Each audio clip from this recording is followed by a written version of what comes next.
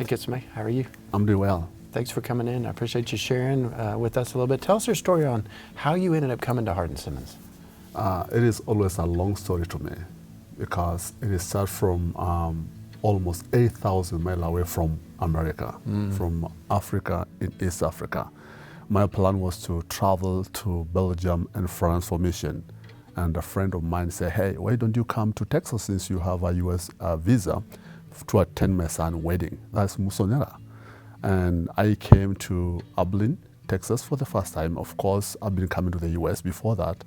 And I came to Abilene, and after the wedding on Monday, we had a time to go around. They said, I want you to go to see my school. What school? My university. So Musonera dropped me up to business office, and I remember the first question he asked, do you have money for this guy to go to school? I said, my friend, I'm not planning to come to school in America. They're already recruiting you. Yes, he's recruiting me, and I never knew that. I called my wife, I said, have you ever thought of coming to America? I said, never. I said, I don't know. So I thought, I have an admission letter in my pocket. Oh my gosh, what are we doing now, honey? Okay, so the thing is, you and I've traveled a bunch together, been to Kenya a couple times. One of the things that you've told me is a story about when you left, people didn't think you would come back. So Yeah, tell us about that story, but then tell us how you resolved that. Definitely. One elder came, the age of my dad, and said, hey, my son, before everybody, we are sending you to America. We have sent many sons and daughters to America. And all of them go there, they forget where they came from. If you go there, never forget about your people. So that thing became like a preaching in my heart. And I never rest without thinking that statement. And when I came to Abilene, the first thing when I landed at DFW, I had the same voice from the same man. When you go there, don't forget your people. That dream of going back and then bringing folks back with you, you've done that a couple times with nursing and PA and PT and cross country and others. How has your family and the folks that you know reacted who said, we want you to come back? In fact, most of them, they really appreciate the fact that I'm here. And they say, for the first time, we can see the son of the land coming back. And not only come back, but remembering the problem we are going through. And you remember that time, there are many things that you saw in Kajiado, and it's one of the forgotten county. So, and I believe that when you take people there, they see the need of the people and they pray for them, and also they stand to help them.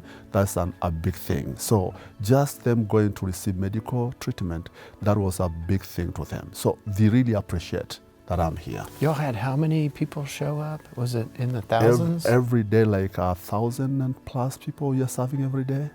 And even that, we're also handling emergency cases and referring them to hospital. I heard y'all saved a baby. I became like a paramedic for the first time in my life. Yeah.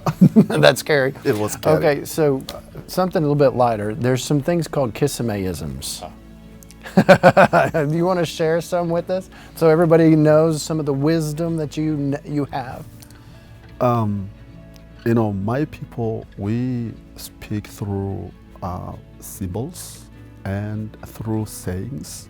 And that's how we lay our truth. And one of them is that you cannot stop a cow not to drink water. So in other words, the frog crawling in the water cannot stop a cow, meaning nothing will ever stop you achieve your dream if you intend to run for. And that's why I'm here. I'm here because I have a dream. There's another one where I heard you say, my God is coming.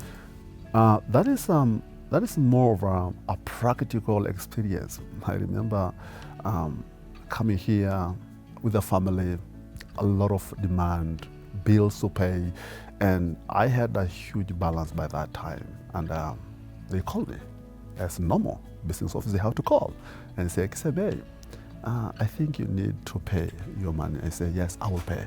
Just give me a moment. I never knew where I'm going to get money, but I told somebody, listen, my God just coming. I can hear his footsteps coming. And going down the stairs, a miracle came that moment.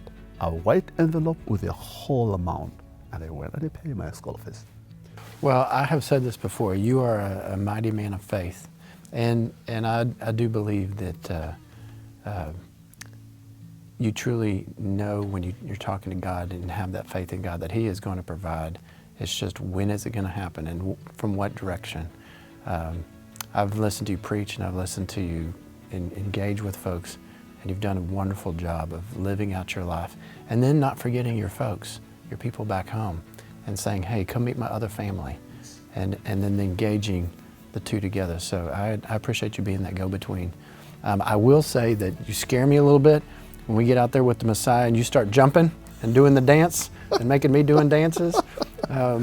So all that to say, I might be in Kenya, but I'll never be able to be a Kenyan like you. I agree with you. I'm in America, but I'll never be an American. There are many things I'm still learning every day. Yeah. I'm lucky because I stay here longer than you, going to Africa for That's only true. 2 weeks. That's true. But I think I appreciate every moment, every space we have worked with you and the team to see my people and visiting our people and see what is happening and experience them. And even our students, they have learned a lot from those trips. Because I believe today, any student that has gone to Africa, they come back to America, they appreciate the fact that we thank God for giving us a country like America. So true. Kisemei, thanks for coming in. You're Thanks welcome, for sir. being here, and thanks for being a mighty man of faith. Thank you, sir.